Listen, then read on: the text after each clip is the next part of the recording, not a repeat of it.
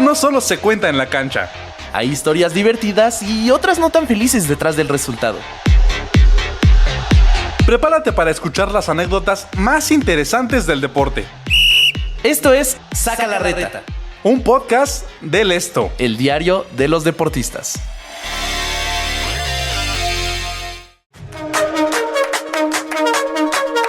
Estadio. Azul crema, El América. unas águilas. Tricampeones. Fútbol mexicano, historia.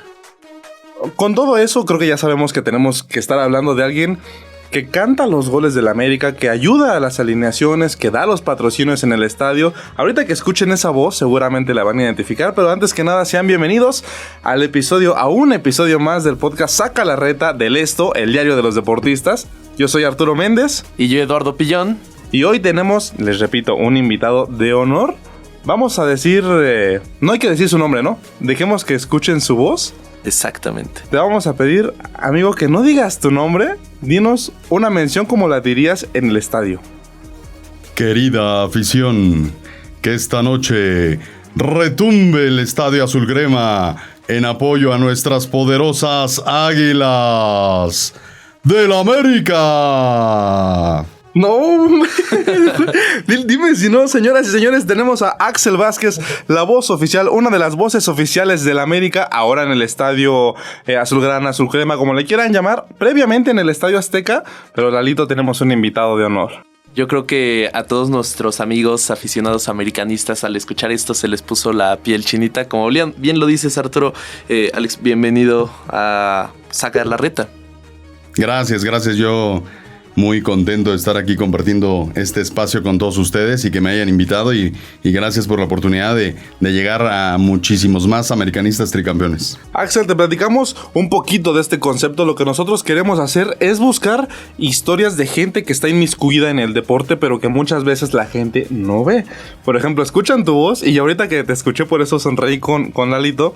Yo llevo ya un par de años trabajando en el medio y he ido muchas veces antes al Estadio Azteca, ahora al Estadio Ciudad de los Deportes, y la verdad es que ahorita que te escuché, yo me remonté al Estadio Azteca. Sí. Yo me remonté a las veces que fui al Estadio Azteca y que escuchaba tu voz. Y fue un sentimiento así como de nostalgia. Sí, de nostalgia, ¿no? Sí, de nostalgia. De revivir el estadio. Y bueno, amigo, la intención es esta, que la gente conozca un poquito más las personas que están detrás de ciertas funciones clave, porque ustedes son clave para que haya ambiente en el estadio, ¿no? Sí, claro, y como dices, ya extrañamos muchísimo el Estadio Azteca, pero sabemos que es el proceso para esta Copa del Mundo que tanto anhelamos los mexicanos, y ahorita estamos de visita en el Estadio Azul Crema ahora, apoyando a las poderosas Águilas del América, y sí, como dices, en la parte fundamental del micrófono, de esta responsabilidad, claro, de cada partido, del día a día, porque no nada más es estar en el partido, en el día de la jornada, sino todos los días, ¿no? Con esa pasión, con esa responsabilidad de que tengo con el micrófono. Entonces, tratar de llegar a la afición y también de la responsabilidad que esto conlleva. Claro, totalmente. Axel, pues vemos que traes una medalla. Claro, presúmela. Presúmela. Mira, aquí está en la cámara. ¿De qué es esa medalla? A ver, platícanos, Axel. Sí. Eres maratonista, para que la gente decir, sí, órale, la voz de la América corre maratón. Es deportista. Fíjate que es un gran reconocimiento que me acaban de entregar el pasado miércoles 12 de febrero al Premio Nacional de Locución 2024 Nada en su categoría Voz del Estadio. Órale. Es el primer premio que se entrega en esta categoría. Órale. Y entonces estar participando con varias voces de estadios en la República Mexicana, bueno, es un gran aliciente para mí, para mi carrera profesional, para mi persona, el ser reconocido, el ser valorado. Y esto me compromete mucho más, ¿no? En dar lo mejor de mí, seguir preparándome, porque esta carrera es de seguir preparándonos, ¿no? Para seguir destacando, para seguir dando lo mejor de uno. Y qué mejor que con el tricampeón del fútbol mexicano. No, hombre, pues muchas felicidades. Felicidades, amigo, gracias. felicidades, la verdad, bien merecido. Gracias. Y bien ganado lo tiene, porque te repito, esa voz es inconfundible, claro. O sea, ya sabes a qué te remonta.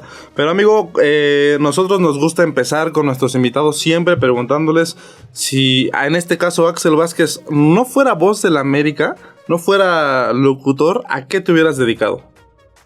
Híjole, difícil pregunta porque yo desde niño sabía que me quería dedicar a los medios de comunicación después de que no pude ser futbolista profesional porque yo amo el fútbol, pero sabemos que tuviste una lesión en la rodilla, ¿no? Totalmente, sí, suena trillado, pero sí, también tuve dos operaciones en la rodilla por ligamento cruzado. No manches. Y desde los 15 años ya no pude jugar fútbol, entonces sí sabía que me quería dedicar al fútbol y yo iba a los estadios, me gustaba desde niño llegar temprano con mi familia y yo decía, ¿qué tengo que hacer para estar ahí en la cancha? Okay. Estar cerca de los jugadores, poder disfrutar del fútbol en su máxima plenitud, porque me encantaba llegar temprano, ver todo el partido, después el post, ir a donde salen los jugadores, a poder verlos. Entonces me decidí estudiar Ciencias de la Comunicación para poder ser comentarista deportivo. Yo quería narrar, porque en ese momento para mí la voz de Don Melquiades era eterna. Claro. Entonces yo nunca pensé ser la voz de un estadio. Yo quería ser comentarista deportivo, narrar fútbol profesional. Entonces me perfilé a los medios, estudié cronismo deportivo y siempre con la cosquillita, ¿no? De estar ahí presente para cuando se presentara la oportunidad, poder hacerla y pues bueno. Y en ese sentido, por ejemplo, jamás pasó por tu cabeza entonces decir, pues me gustaría ser arquitecto, ser abogado, ¿jamás? No, jamás. Mi familia, mi papá es administrador de empresas y toda mi familia se dedica a eso, ¿no? Tienen su propia empresa familiar y yo nunca quise, yo siempre quise salir a buscar mi oportunidad, lo que tanto me apasiona desde niño, entonces yo he tocado muchísimas puertas a lo largo de mi carrera profesional. Y bueno, ahora se me presenta esta oportunidad dorada que la disfruto al máximo. Pregunta importante. ¿De chiquito le ibas también a la América? Gracias a Dios le voy a las Águilas de la América. ¿De dónde surgió ese fanatismo? Fíjate que nosotros viajamos mucho porque yo viví un tiempo en Chihuahua. Okay. Entonces cada vacaciones veníamos a ver a la familia porque toda la familia está acá en la Ciudad de México. Y entonces me acuerdo muy bien en aquella época de Leo en Hacker. Claro. Nos tocó en el aeropuerto, antes era muy como fácil, ¿no? Estar en el aeropuerto en los viajes y me tocó ver a toda esa generación de Cuauhtémoc Blanco, Villí, Calusha, Del Olmo, Villa. Sí. Entonces ahí fue impresionante ver a todas esas águilas vestidas con el uniforme que yo en Chihuahua pues no tenía tanto contacto con el fútbol de pequeño.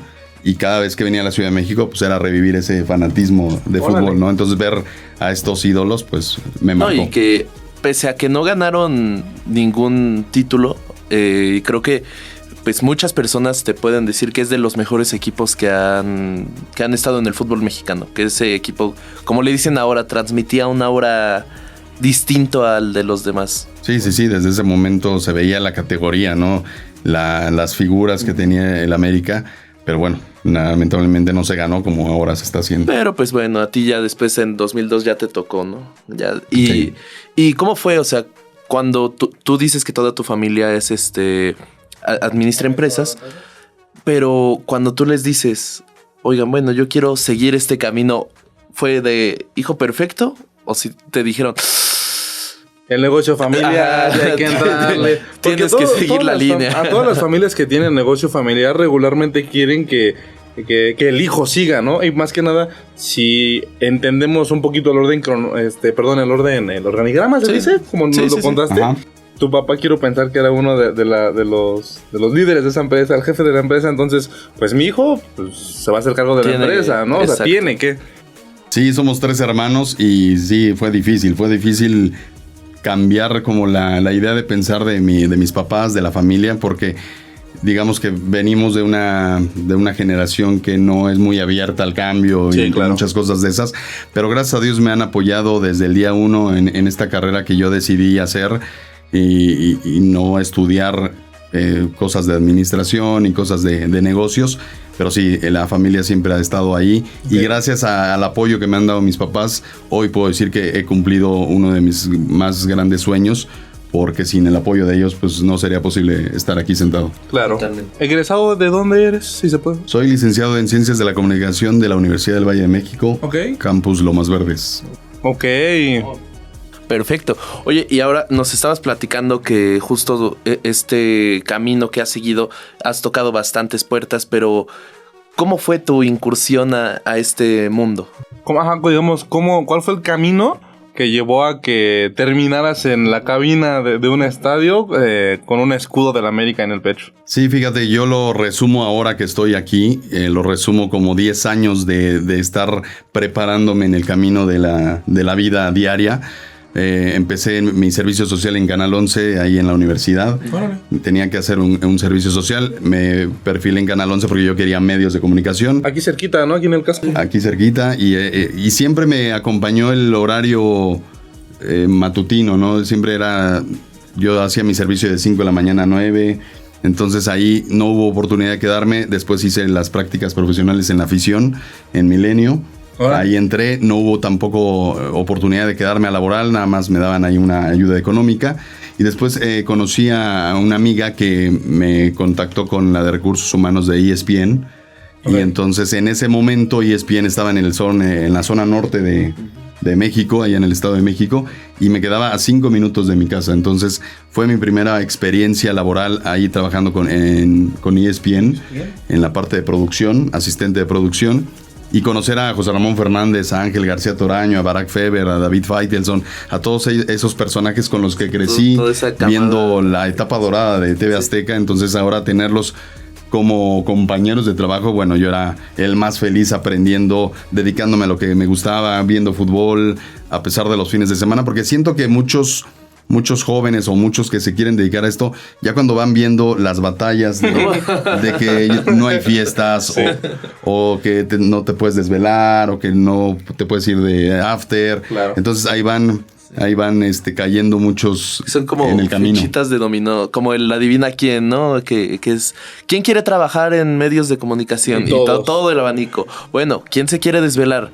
No, yo no. Y empiezas a bajar las deja tú eso, cuando les dices ¿quién está dispuesto a trabajar fin de semana? Y ya de ahí empieza la primera línea de depuración. Porque muchos creen que lo que tú comentabas, precisamente el sueño de estar cerca de los jugadores, yo creo que hoy se ha convertido mucho en el hecho de redes, de que ven que mucha gente, muchos influencers, ¿no? Están cerca de los jugadores, pero a lo mejor se confunden con la parte de estudiar comunicación y periodismo y piensan que solamente es voy a grabar historias, me voy a venir a parar aquí en la cancha y voy a agarrar el micrófono. Pues no, hay que talacharle, o sea, como tú dices, tú empezaste tocando puertas hasta que llegaste allá y empezaste como asistente de producción, ¿no? O sea, pero el sueño, creo yo que la mayoría de los que nos dedicamos a esto tenemos es, pues, estar en cancha, estar reporteando, estar esto, estar el otro, pero pues hay que pasar todo lo que pasó Axel, ¿no? Sí, yo creo que la mayoría quieren salir en televisión, pero no quieren arriesgar y no quieren sacrificar todo lo que hay que sacrificar en esta carrera de salir con la familia, con los fines de semana, los viajes, las vacaciones, sobre todo. Cumpleaños. Los días festivos. Sí, los días festivos. Entonces, sí, por eso se van quedando en el camino, pero yo tenía muy claro el objetivo, que era dedicarme a los medios, comentar fútbol, narrar fútbol en ese momento. Y entonces en ESPN empecé a prepararme mientras trabajaba. Escuché de la escuela de Centro de Capacitación en Radio y Televisión Raúl del Campo Jr. Ok, sí. Entonces ahí empecé a estudiar cronismo deportivo, a la par que trabajaba en ESPN, ¿no? Para prepararme cuando existiera algún casting, estando ahí dentro de ESPN, se me hacía más fácil que estar afuera, ¿no? Sí. Entonces yo me seguía preparando, pero al darme cuenta que en ESPN no iba a tener oportunidad, porque ya no estaban dando así como bomberazos. Antes sí, ahora en ese momento me decían, si no llega un narrador, no podemos poner a nadie que no esté autorizado por la empresa de Estados Unidos.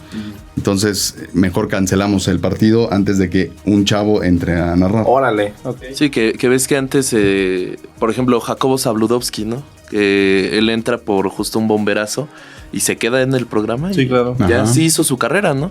Oye, y ahora que nos comentas de justo compartir con estas leyendas de nuestro medio, ¿cómo es? Porque dicen que José Ramón sí es un personaje complicado. Axel, no. ¿Qué te decía? Axel, basta. Sí, es un poco complicado, pero ya cuando te acercas, ya cuando lo conoces día a día y ya te va ubicando, pues ya va relajando todo, ¿no? Pero fíjate que tengo ahí una anécdota especial con él, porque yo cuando entré, yo me encargaba de correr el prompter de aquel programa Cronómetro. Sí. Claro. Que hacía con David Faitelson en Los Ángeles y él acá, en Bristol en ese momento. Entonces yo le corrí el prompter y sabemos que José Ramón Fernández no es especialista en otros deportes más que fútbol.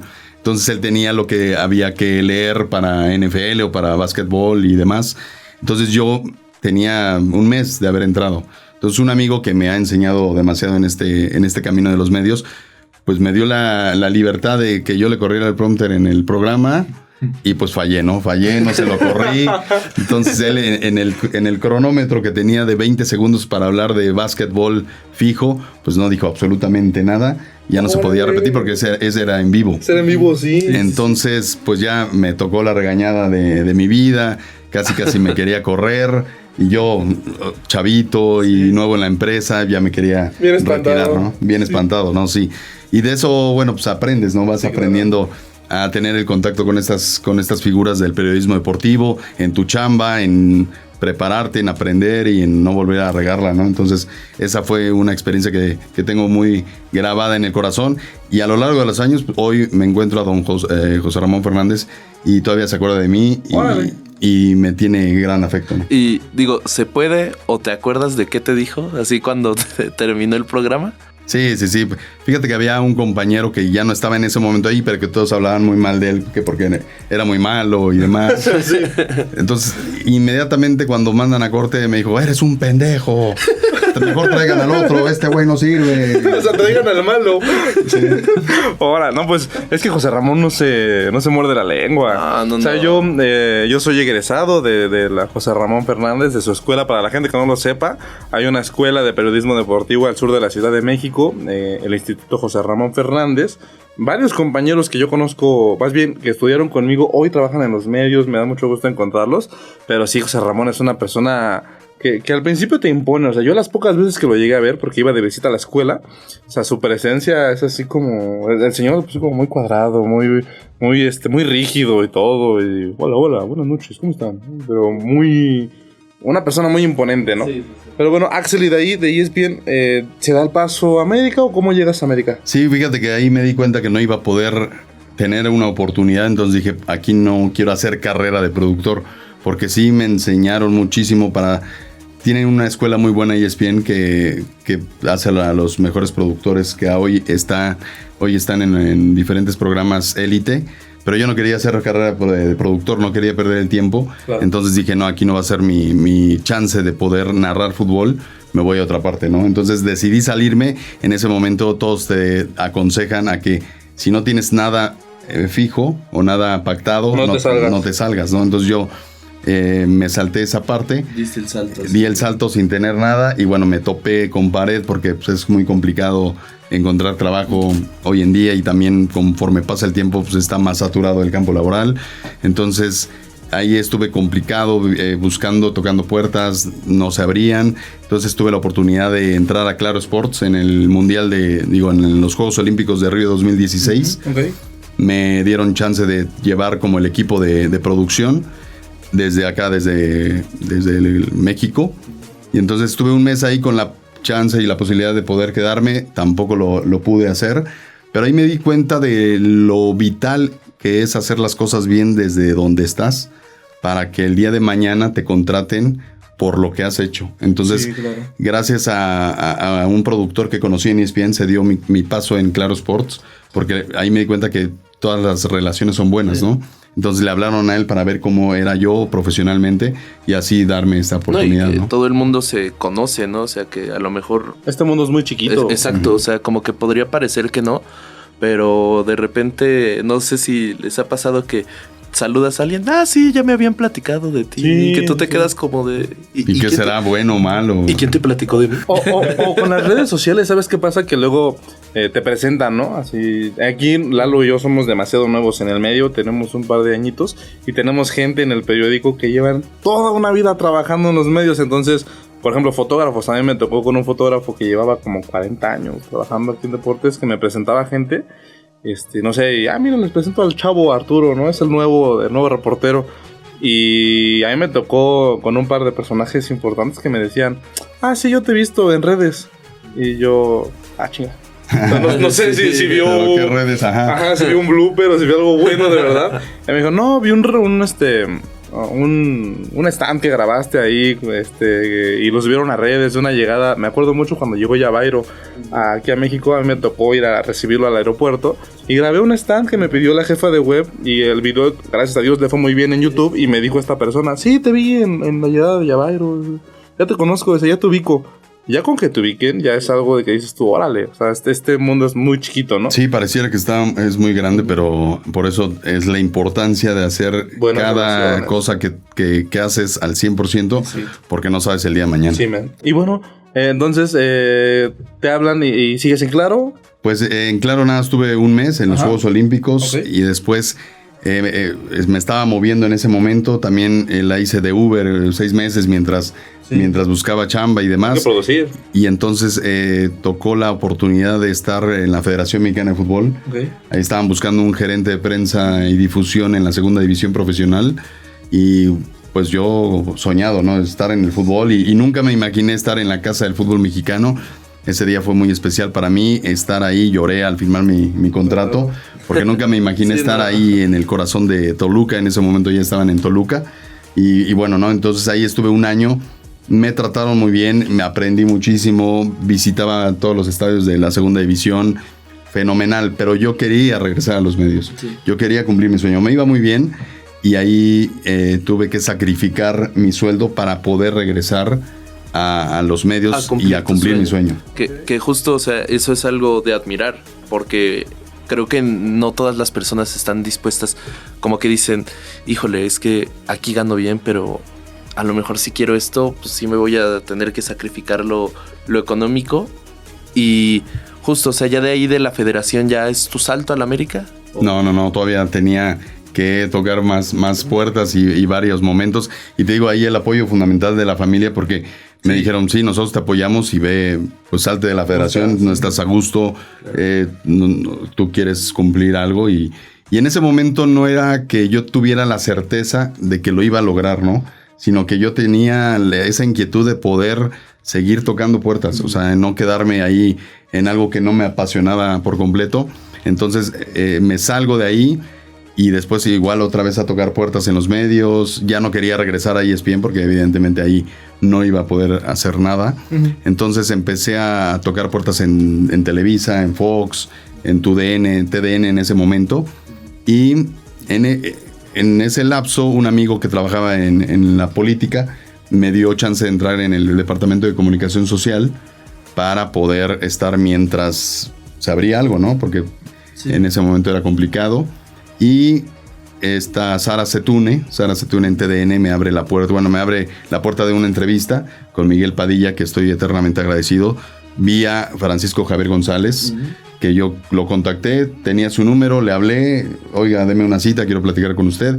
Quizás en la voz como que ahí le latió algo, y primero me regañó, me dijo, ¿quién te dio mi número? Porque este número es personal, no me vuelvas a hablar, pero ok, háblale a mi secretaria, ¿no? Entonces algo curioso que a mí me pasa es que si apuntas el número en una llamada, cuando cuelgas se borra. Entonces él me da el número de su secretaria, yo lo marco. Ah, sí, cierto. Y entonces me dice, bueno, ahí márcale y a ver si nos vemos, ¿no? Entonces colgamos y se desaparece el número. No, man. Entonces yo tratando de... si ya me regañó porque le marqué, no le iba a marcar otra vez. Claro. Oiga, ¿me lo puede repetir? Entonces traté de apuntarlo luego el número que me quedó grabado, y cosa que nunca pasa, era ese. No manches. Marco y me dice, la secretaria de Francisco Javier González. Dije, wow, o sea, esta oportunidad está aquí, ¿no? Era para ti. Exacto, entonces ya me dan una cita. En un año ya estaba, después de 3 filtros ahí en TUDN. Te digo, Sara Setune me entrevistó, Miguel Padilla, y en un año, en ese lapso, pude entrar a TUDN en la parte de redacción. Ok, ¿y cuánto duraste? Ahí estuve 4 años. Órale, o sea, que ahí fue cuando empecé a tocar la puerta en el Estadio Azteca. Ahí se me prendió el foco porque Don Melquiades fallece en 2018. Y entonces ahí estando en TUDN me tocó la fusión de TUDN. Y entonces yo, con el riesgo de que me corrieran, porque en ese momento la fusión y hubo muchos recortes. Entonces yo no me quería ir. Y entonces ahí es donde viene una frase que me gusta mucho recalcar, porque no importa el talento, la capacidad y las ganas que tengas, siempre hay que estar en el momento indicado con las personas adecuadas. Sí. Porque yo no tengo palancas, yo no he tenido palancas desde que empecé en este camino. Les digo que mi familia es aparte y yo decidí tocar puertas. Entonces yo, viendo mi panorama en la empresa, en ese momento Juan Carlos Rodríguez, La Bomba, me entrevisté con él porque él era el director de Univisión. Ajá. Entonces yo, queriéndome quedar, y ahí había un tema de mi salario que quería ver con los jefes. Entonces, después de muchos meses de postergarme la cita, logro platicar con él y para ver el tema del salario, ¿no?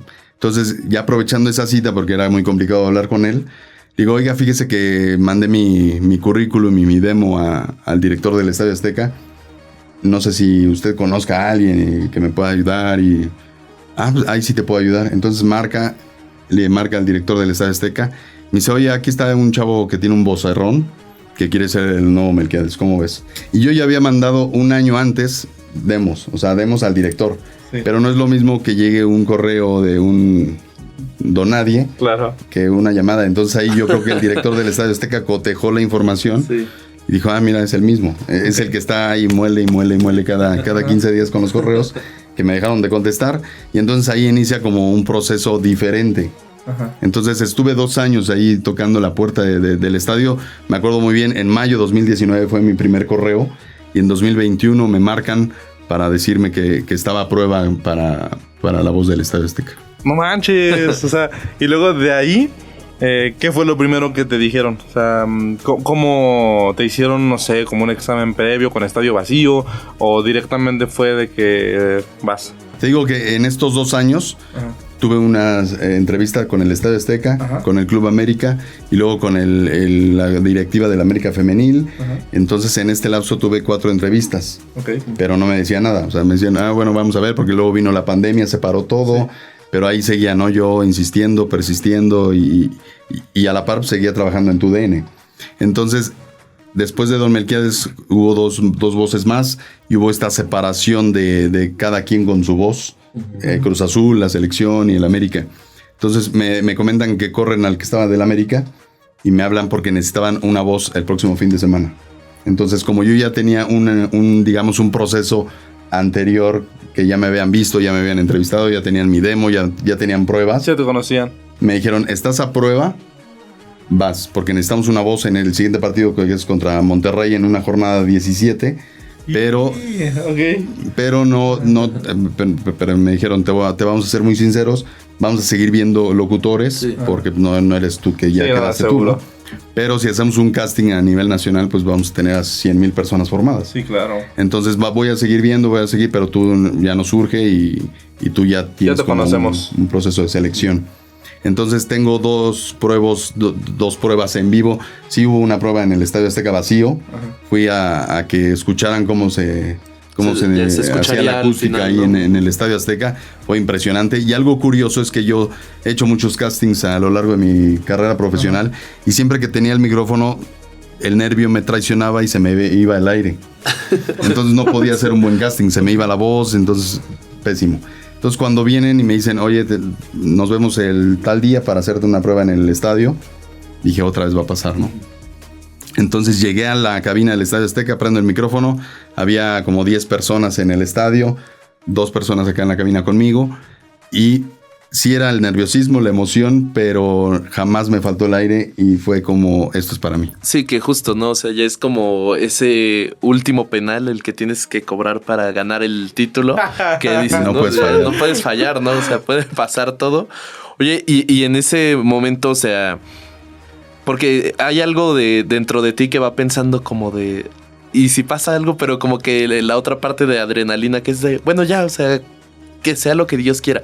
Y cuando te dicen, bien, sí, queda bien, y ya llegas al partido, pues no te entró ahí la emoción de ganas así de llorar o... Sí, no, la emoción de llorar, de saber que estaba ahí en esta oportunidad dorada.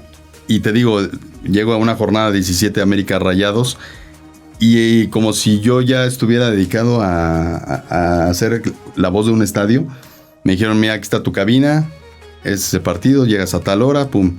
Estuve en la cabina todo el partido solo. O sea, como si yo hubiera sido voz en un estadio en algún momento de mi vida, ¿no? Sí. Entonces, ahí el feeling, la práctica, el ir a los partidos muy seguido, a los estadios de fútbol, pues te va dando ese feeling. Sí. De saber timing, ¿no?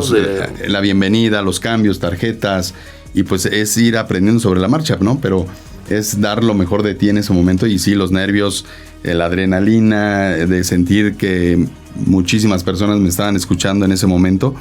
Y bueno, fue muy, muy emocionante para mí estar en ese partido.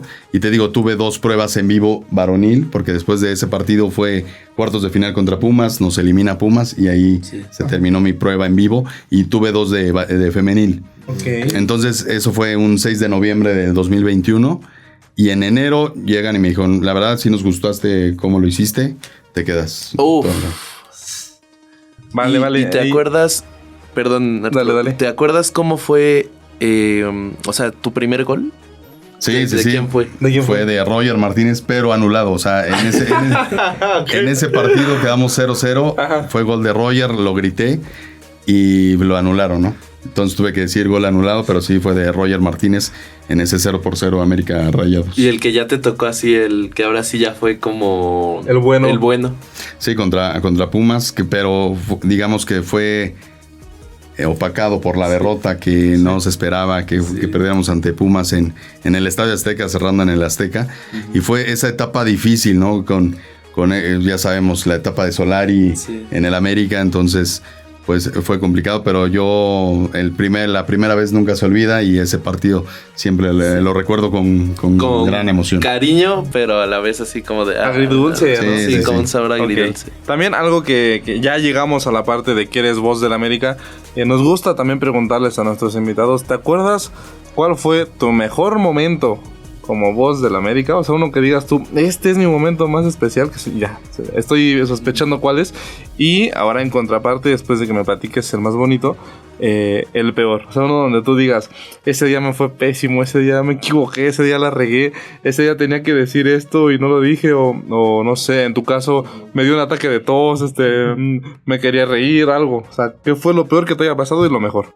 Sí, mira, la primera vez, te reitero, nunca se olvida, el América Rayados va a ser mi mejor momento profesional en lo personal. Pero sí, sin lugar a dudas, el momento épico fue el América Tigres. Lograr la final, la 14 anhelada, después de tanto tiempo de luchar, que no se conseguía nada, que no se conseguía el título. Entonces, esa euforia fue brutal de poder conseguir tanto en lo colectivo, el club, la institución y todos los que trabajamos en el día a día. Pues sí, fue histórico, queda marcado siempre. Pero fíjate que en diferentes partidos hay momentos que a veces tocan decir unas cosas, hay veces que no, hay veces que la gente de la Liga MX lo dice. Entonces, la final de América Cruz Azul, yo fui el encargado de dar el protocolo de los jugadores, del himno, de la bandera, del inicio del partido. Entonces ese me queda grabado más todavía, porque en lo profesional pude ser parte de la historia de una final del fútbol mexicano, poder estar ahí, que mi voz retumbara en el Estadio Azteca con 100,000 personas y toda la gente viéndolo. Entonces se sincronizó y también se veía a nivel nacional en la televisión mi voz. Entonces esa final queda marcada también. Y ya han existido errores, ¿no? Errores porque somos humanos, somos perfectos. Ajá. Y ha habido estos típicos errores que de dicción o de ver las listas, porque evidentemente el día 1 pues no sabes cómo decir los cambios, y hoy, después de 3 años, pues ya he agarrado algo de experiencia. Casi en automático. Entonces, en un femenil sí, pues yo en lo que veía los cambios y después iba a mi lista y todavía no estaba empapado, porque fue mi primer partido femenil, no estaba empapado con las jugadoras.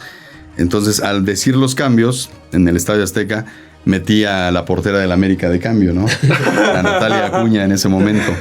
Entonces, ya cuando empiezo a tachar, ya que pasó, digo, chin, metí a la portera. Entonces, seguramente la portera dijo, pero yo sigo aquí, ¿no? ¿Por qué me metiste? Pero bueno, son errores que gracias a Dios en ese momento no me llamaron la atención. No sé si se dieron cuenta, si no, pero de que se dio cuenta Natalia Acuña y yo, sí nos dimos cuenta. Claro, ahora pregunta importante, a lo mejor también es muy obvio, pero necesito escucharlo de ti. Ahora que están en el Ciudad de los Deportes, extrañan el Azteca, ya añoran regresar allá, pero ¿cómo se han sentido ustedes, trabajadores, en el Estadio Azteca? En Ciudad de los Deportes. Sí, no, extrañamos sin lugar a dudas el Estadio Azteca porque es nuestra casa, es la casa del equipo más grande de México, la grandeza del monumental Estadio Azteca, la acústica, es muy diferente cómo se escucha mi voz en el Estadio Azteca que en el Estadio Azul Crema o en diferentes estadios que he podido tener la oportunidad de ir a diferentes estadios con el América a hacer la voz del club. Pero sí, nos han recibido de buena forma, pero sí extrañamos el Estadio Azteca en las instalaciones, en todo. Entonces añoramos, pero ahorita lo disfrutamos porque es donde estamos y hay que sacar lo mejor en cada partido, en cada transmisión, en cada cosa que hacemos. Entonces ahorita pues sí, lo extrañamos, pero ya pronto vendrá otra vez la grandeza del Azteca. Claro. Y también antes de despedirnos, nuestras últimas 2 preguntas que siempre les hacemos. Primero que nada, ya escuchamos tu historia, pero ¿qué consejo le darías a las personas que nos están viendo que tienen como tú ese sueño de algún día tener un trabajo especial? Porque yo considero que trabajar en medios de comunicación y más en el medio deportivo es un trabajo muy especial. Entonces, ¿qué consejo tú le darías a la gente para que algún día, si tienen ese sueño de estar en tal lugar, lo puedan lograr? Sí, los sueños son para cumplirse, eso que no tengan duda, que hay que luchar por lo que quieren, hay que prepararse, hay que tener esa ímpetu, esa cosquilla de tocar puertas, de que se nos van a cerrar muchísimas, pero que una se puede abrir, ¿no? Entonces, que no quedarnos quietos, no quedarnos en nuestras casas, porque podrás tener la mejor voz, podrás ser el más inteligente, pero si no te mueves, si no estás presente en un periódico, en una televisora, nadie te va a ir por ti a tu casa. Sino tienes que estar presente porque, reitero esta frase que me gusta mucho, no basta con la capacidad y el talento y las ganas, tienes que estar en el momento indicado y conocer a las personas adecuadas para tener esta oportunidad, porque no te van a ir a sacar de tu casa, sino tienes que estar ahí porque las oportunidades se presentan una vez en la vida y hay que estar preparados para poder hacerlo, ¿no? Entonces toda la gente que inicia con sus proyectos, ahora hay redes sociales que nos ayudan muchísimo, que si tienen una corazonada, que si tienen un sueño, lo hagan porque no pueden pararse, porque si tu video que hiciste con tanto amor, con tanta pasión, tiene 10 vistas, pues ya te vas a quedar ahí, ¿no? Va a haber un video que tenga 1 millón de vistas y eso te va a dar la gasolina para seguir. Entonces hay que picar piedra, hay que tocar muchísimas puertas porque una se va a abrir. Perfecto, ¿no? Y justo ya nada más para justo ir acortando esto, ¿cuál dirías que es tu derrota, así, la derrota más triste que has tenido que narrar, digamos, la victoria más épica y el gol más bonito? Sí, mira, la derrota fue en aquella semifinal América-Toluca, cuando Henry Martín metió gol de último minuto y ya nos sentíamos en la final después de tanto tiempo de anhelar la 14 y nos lo anulan. Ese día sí fue muy triste para todo el aficionado americanista, para mí en lo personal. El momento más bonito, te digo, fue el bicampeonato América Cruz Azul, de poder estar ahí, estallar en júbilo por el bicampeonato, por tener la oportunidad de decir el protocolo de la Liga MX. Y el gol más bonito que me ha tocado en este momento, en estos 3 años que llevo siendo la voz del Club América en el estadio, es el gol de Richard Sánchez contra Toluca. Un golazo, iba 0-0, un partido muy, muy cerrado, muy aburrido. Y al último minuto Richard la prendió y fue un golazo épico y se gritó al doble, ¿no? No, y que sí, que fue el gol que la prende casi adelantito de media cancha. Sí, golazo. Sí, qué golazo. Ese fue un buen gol. Ya te imaginarás. Acá a mis ojos es un americanista empedernado, por eso anda se acuerda de cada detalle. Sí, claro, sí. No, y justo, o sea, yo creo que estaría padre hacer una dinámica. Te vamos soltando nombres, tú los acomodas del 1 al 5, sin saber quién es el que viene.